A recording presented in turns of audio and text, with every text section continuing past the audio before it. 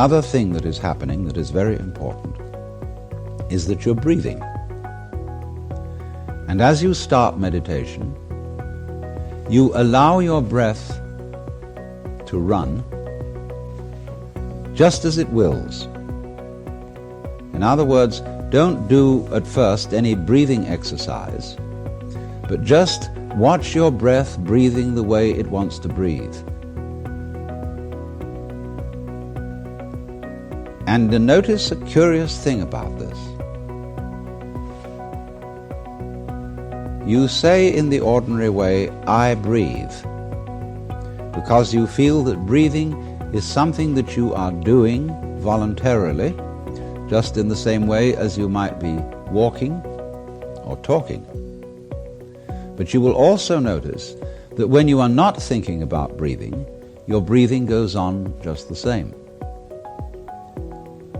So the curious thing about breath is that it can be looked at both as a voluntary and an involuntary action.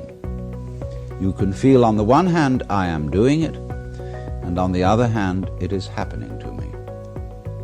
And that is why breathing is a most important part of meditation, because it is going to show you, as you become aware of your breath, that the hard and fast division that we make between what we do on the one hand and what happens to us on the other is arbitrary.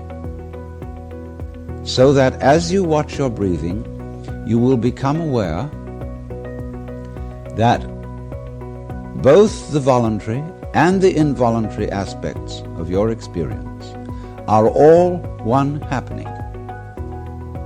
Now that may at first seem a little scary, because you may think, well, am I just the puppet of a happening, the mere passive witness of something that's going on completely beyond my control? Or on the other hand, am I really doing everything that's going along?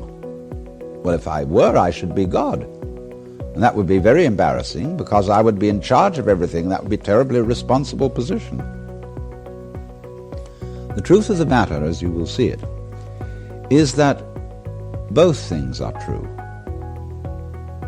You can see it that everything is happening to you, and on the other hand, you're doing everything. For example, it's your eyes that are turning the sun into light. It's the nerve ends in your skin that are turning electric vibrations in the air into heat and temperature. It's your eardrums that are turning vibrations in the air into sound, and in that way you are creating the world. But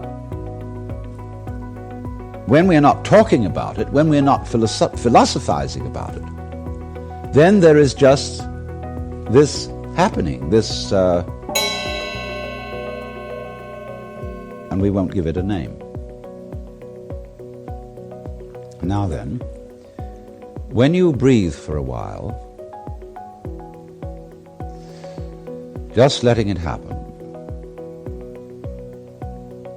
and not forcing it in any way, you will discover a curious thing, that without making any effort, you can breathe more and more deeply.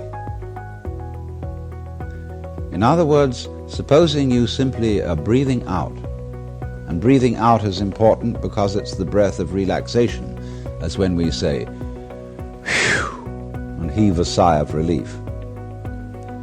So when you are breathing out, you get the sensation that your breath is falling out.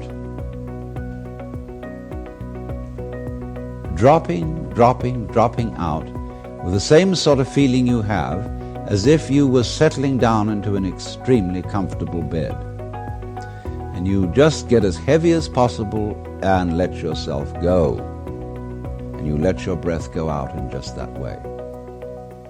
And when it's thoroughly, comfortably out and it feels like coming back again, you don't pull it back in, you let it fall back in, letting your lungs expand until they feel very comfortably full. And you wait a moment and let it stay there, and then once again you let it fall out. And so in this way, you will discover that your breath gets quite naturally easier and easier, and slower and slower, and more powerful.